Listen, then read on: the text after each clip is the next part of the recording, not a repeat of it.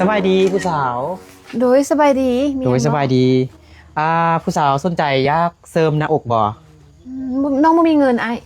แต่ว่าน้องอยากเสริมอยู่บ่สนใจอยู่บ่แต่ว่าบ่มีเงินแม่นบ่โดยทางห้านเฮามีโปรโมชั่นเด้อมีโปรโมชั่นคือติดหนี้ได้เด้อน้องเด้อติดหนี้ได้คลินิกไออยู่ใส่คลินิกอยู่ตั้งอยู่สวรรค์สันฟ้าเด้อสวรรค์สันฟ้าซื้อคลินิกสวรรค์สันฟ้าเคยได้ยินเนาะแม่นไอตั้งมาใหม่ไอตั้งเองน้องสนใจอยู่บ่สนใจเนาะรู้รายละเอียดก่อน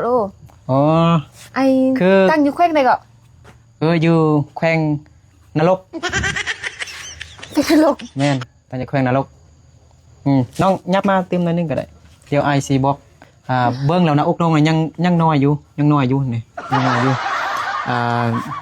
น้องอยากเสริมเบื้องนึงบ่หรือว่าอยากเสริม2เบื้องพอ2เบื้องบ่ไอ้บ่ติดหนี้ได้แต่ว่าบ่มีเงินก็เสริมเบื้องนึงก่อนก็ได้คือว่าโหดใช่ปะแม่น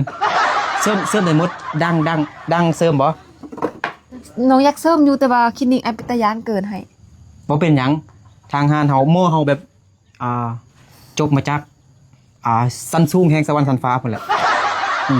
เดี๋ยวคันน้องบ่มีเงินติดหนี้ได้เด้อแต่ว่าติดหนี้เนี่ยมีแต่เสริมแต่เบื้องเดียวเด้อเบื้องนี้ไว้น้องมีเงินจึงเสริมอีกเนาะฉันต้องบ่เสริมไอ้เบิ่งกระโพกนี่ก็กระโพกก้นนี่ก็เสริมโดยให้มันใหญ่เวลาผัวจะตบเนาะปุ๊บจังซี่แหละ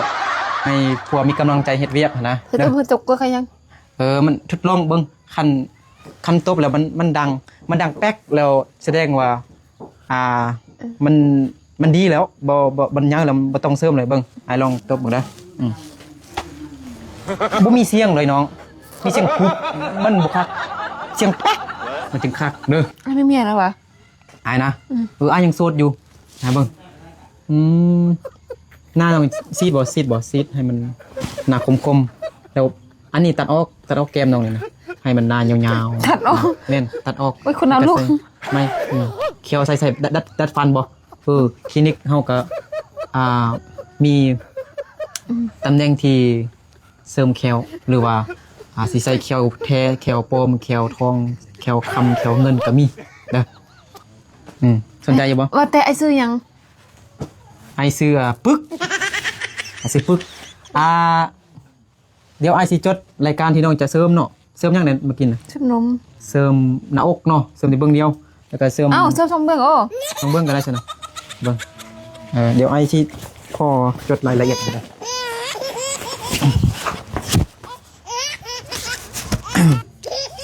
หน้าอกเนาะ2เบื้องเนาะนม2เบื้องเนาะเบิ่งกระโปกก้นเลยเสริม2ป่ะ2เบื้องหน่อยเนาะอาจจะเขียนว่านี่ติดนี้เดี๋ยวติดนี้เบิ่งผ้านี่สักลายบ่ทางห้านเฮาก็มีอันสักลายเบิดนี่สักก็ได้ดิสักก็ได้เป็นหยังเป็นหยังไอ้สักไปเบิ่งดังก็เสริมเนาะแก้มซีดบ่ซีด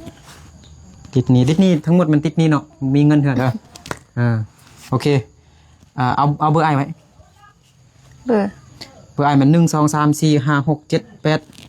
ได้แล้วบ่เบอร์ไอเด้ออยากรู้รายละเอียดอีกก็โทรหาได้เด้อเดี๋ยวมื้อใดไอซื้อปึกนามสกุลโง่เดี๋ยวไปก่อนเดี๋ยวไอสิโทรหามื้อใดสิให้น้องไปทางคลินิกเฮาก็ไอสิโทรหาน้องเด้อแล้วไปสิได้ไอโทรหาไอแล้วก็โทรกลับคิดยังไงแล้วไปสิได้มันขึ้นอยู่ฟ้าเดี๋ยวเขามีเครื่องบินให้ดอกไปก่อน